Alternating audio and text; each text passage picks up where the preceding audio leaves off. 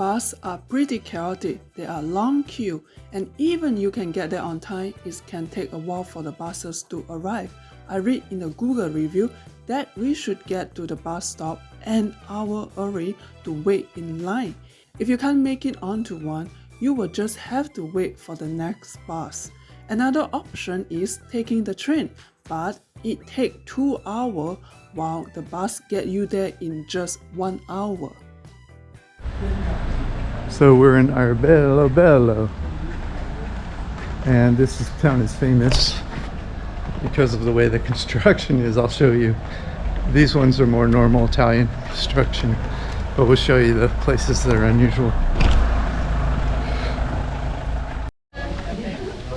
So there they are, the famous homes in Arbello.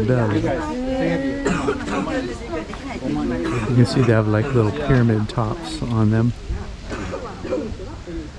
and it's a great little story behind it.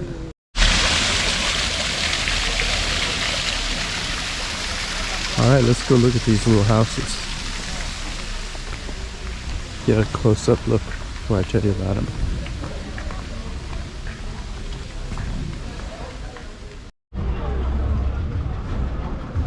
This is known as one of the most charming cities in Italy, and only about 10,000 people live here. So, and as you might imagine, the income mainly comes from tourism because it's so beautiful. Everybody wants to see it. So Arbello is a small town of about 10,000 people, about 1 hour from the east coast city of Bari, in the heel of the Italian boot. We took the 1 hour bus to Arbello from Bari at the station in Bari for about €5 per person. Arbello is famous for the construction of the homes. They are smaller circular homes built of stone, but there's no mortar between the stones. Because of the story and unique construction, Arbello was designed as a UNESCO World Heritage Site in 1996. The Count of Aragon allowed these unique homes to be built on the land in return for 10% of the crops the farmers grew on the surrounding land. The requirement that the homes use no mortar was so the Count could avoid paying permanent building taxes to the King of Naples. The homes were built in the 16th century. However, the construction was an ancient Greek method of building called truelli. They were built of dry stone construction so they could be quickly dismantled when tax inspectors were in the area. So even the roofs, some may have it now, but even the roof, the way the rock tile is laid, is without mortar. And it was so back then also, stones of the home itself did not have mortar, so they could be deconstructed when word of the taxman was coming to town. I love how these houses have the symbol on the roof, you know, to show which group they belong to. Oh, and nice. Yeah, they each have individual meaning, which of course you can, if you're curious which each is, you can read about it online at this place.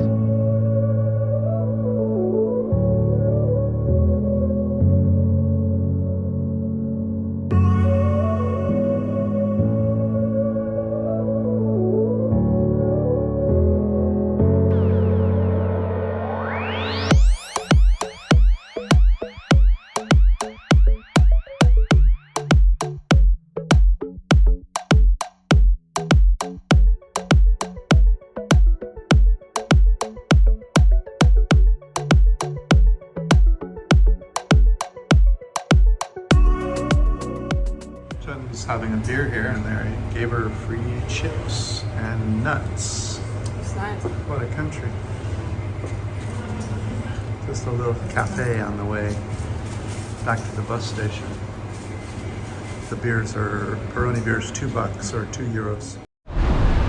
After 1 hour in the bus from Arbello to Polignano, 1 hour bus is €250, and we arrived here. We walk to the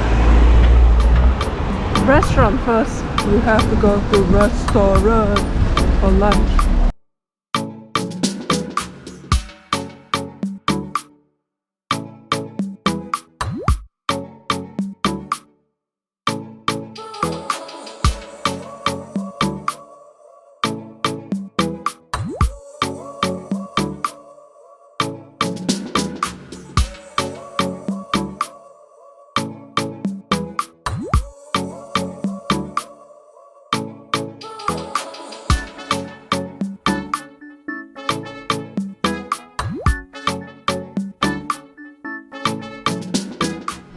Just finished our lunch and we're heading to the most popular beach, and maybe in Puglia, at least where there's a lot of people, because we're only like a half hour from Bari, which is the largest city. And so this bridge goes over a large ravine, which I would say has a creek in it, but it's not the case. This is a walkway down to the beach, and it's very popular, as you can see. So we make it here and we're going to the beach. Yes, we are. Cobblestone street down to the beach. It's a place to cool off on a hot day. Just have to find your way through all the bodies. Cover me, I'm going in.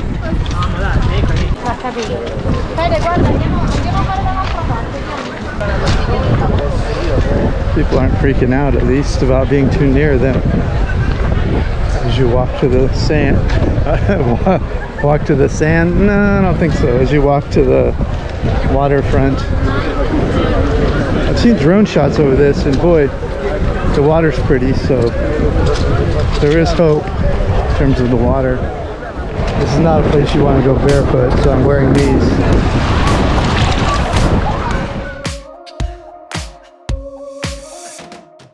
Polignano is a stunning coastal town in Italy that's famous for its dramatic cliff and beautiful beaches.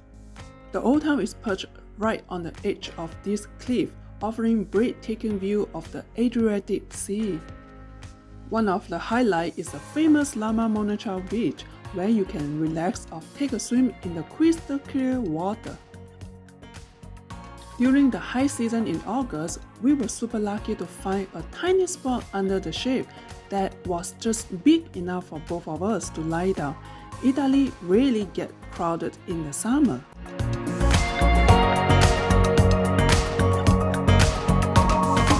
So we're done at the beach, now we're checking out the old town area here. This is the gate. Polignano feels like a dreamy movie set with its charming white houses, colorful flowers in every window, and the fresh scent of the sea in the air. Walking through the picturesque nearest street is such a delight, with every turn leading to the hidden alley or quaint little square.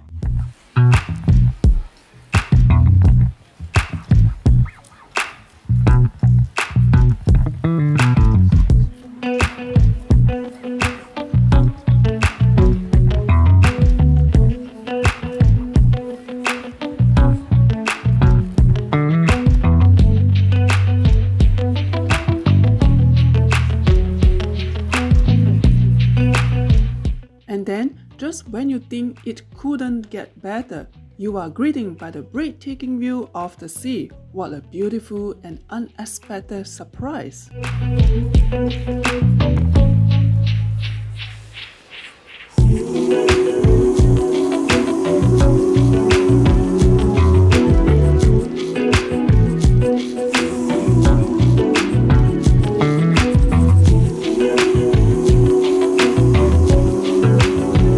This is a cozy local cafe.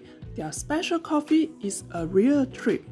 It has a delicious almond liqueur called amaretto, making each sip feel like a party in your mouth.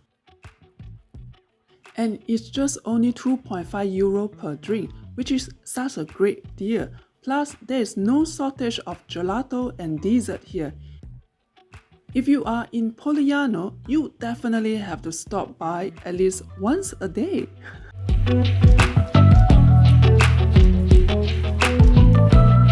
So our day at the beach is over. We're taking the train back to Bari. Speaking of the devil, for €3 each, here it comes.